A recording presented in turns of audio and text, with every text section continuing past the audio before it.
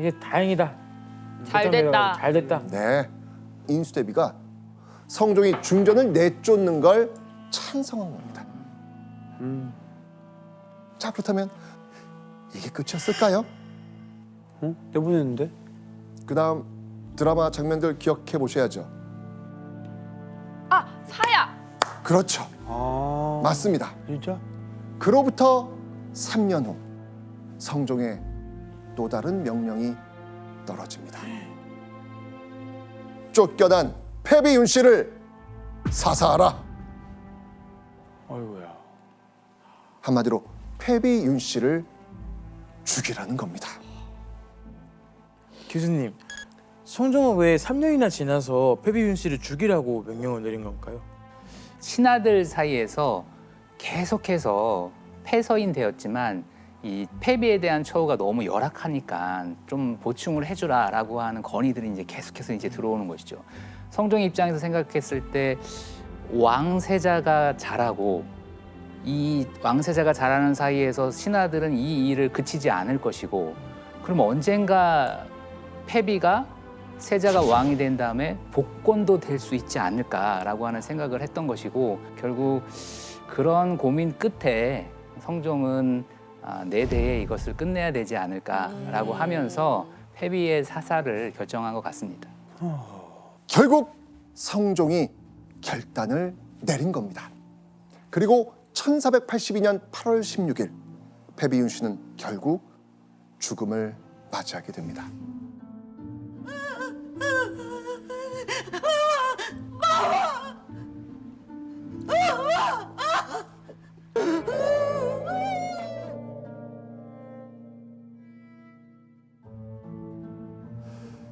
자, 그리고 이 모습을 지켜본 인수대비, 자기 며느리의 죽음에 남몰래 눈물을 흘렸을까요?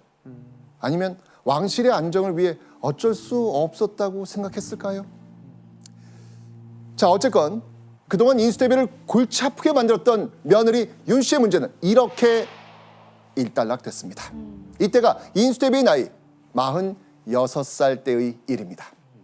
자, 그럼 이제 인수대비를 괴롭히던 문제는 사라진 것일까요? 아닙니다. 1494년 성종이 38살의 나이로 죽음을 맞이한 겁니다. 이렇게 되니까 성종의 아들이자 인수대비의 손자가 왕위에 오르게 되겠죠? 네. 이 아이고. 사람이 누굽니까? 그래서 그 패비윤 씨 유명한 아들. 연산군. 맞아요. 이제 우리가 예. 이야기했던 퍼즐이 지금 맞춰지는 순간입니다. 우리 연산군 맞아요. 이야기를 이미 했잖아요. 네. 그 다음 것까지 맞춰졌어요. 그죠? 네. 네. 와.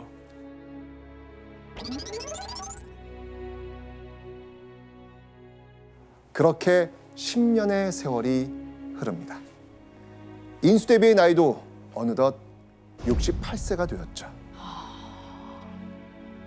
이제 여생이 얼마 남지 않았다고 생각한 그 순간, 인수대비는 인생 최대의 치욕을 겪게 됩니다.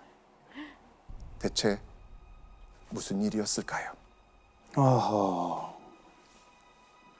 1504년 3월 20일, 아무것도 보이지 않는 칠흑같이 어두운 밤,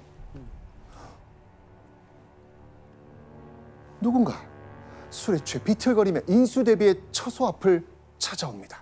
그리고 문을 열고 들어와 이렇게 말합니다.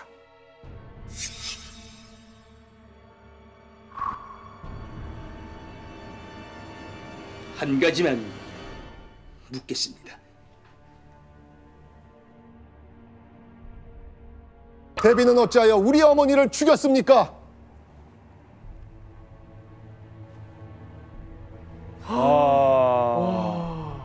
그러니까. 연산군이 할머니인 인수대비가 패비윤 씨를 죽였다며 거칠게 항의하고 있는 겁니다. 성종의 후궁들이 패비를 중상모략했고 그 중상모략에 할머니 인수대비가 동조해 억울하게 죽었다는 내용이었습니다. 끝난 줄 알았던 인수대비와 패비윤 씨의 악연이 윤 씨의 아들 연산군에 의해 다시 시작된 겁니다.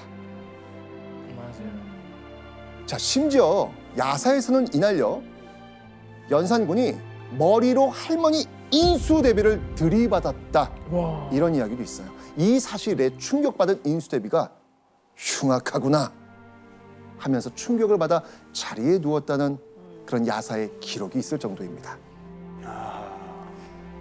자, 이후 인수대비 과연 어떻게 됐을까요? 이 일이 있은 지 얼마 되지 않아 인수대비는 병상에서 일어나지 못한 채 세상을 떠납니다.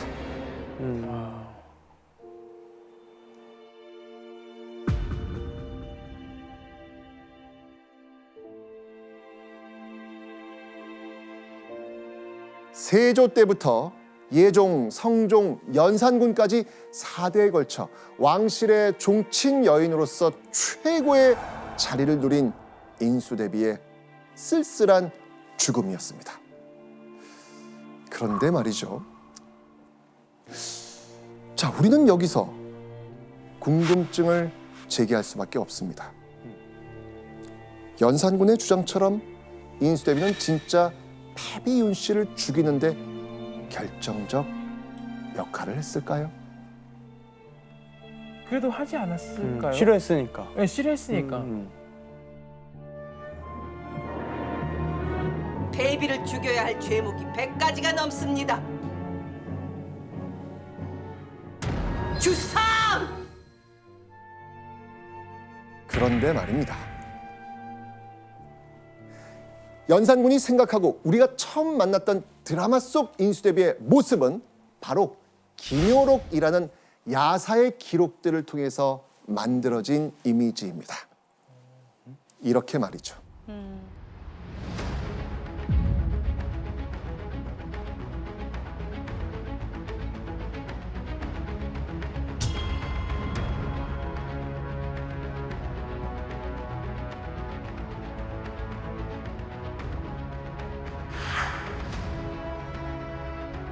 하루는요, 패비윤 씨가 어떻게 지내나 궁금해진 성종이 내시를 시켜가지고 패비윤 씨의 동태를 좀 살피고 와라 라고 이야기를 했죠. 그때 이 길을 향하던 내시의 앞을 막은 자가 있었습니다. 누구였을까요? 인수대비. 맞습니다. 바로 인수대비였습니다. 인수대비는요, 내시에게 거짓말을 시킵니다. 어떤 거짓말이었을까요? 아, 흥청망청 그냥 살고 있다. 네, 맞습니다. 며느리 패비윤 씨를 죽이기 위해 이 패비윤 씨가 자신의 잘못을 뉘우치지 않는다, 아유. 이 사실을 자기 아들 성종에게 말하도록 한 겁니다. 인수대비의 사주를 받은 내시는요, 성종에게 거짓말하죠. 전하, 패비윤 씨는 곱게 단장하며 후회하는 뜻이 없사옵니다. 그러자 이 소식을 들은 성종은 패비윤 씨를 어떻게 했다? 사사. 네.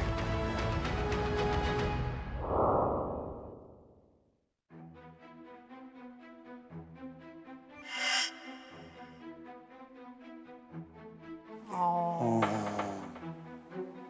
드라마구나. 네.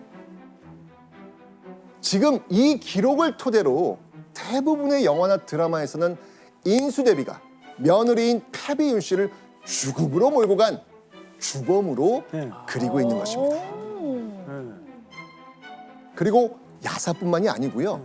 사실 이 근대에도 드라마 속 인수대비 이미지가 만들어지는데 큰 일을 한 게 있습니다. 바로 이것 때문입니다. 어떤? 뭐지? 자, 이거는요, 1936년도에 연재된 금삼의 피라는 것입니다. 김효록의 야사들의 이 소설의 상상력을 더해서 지금의 아주 못된 시어머니 인수대비가 탄생하게 된 것이죠.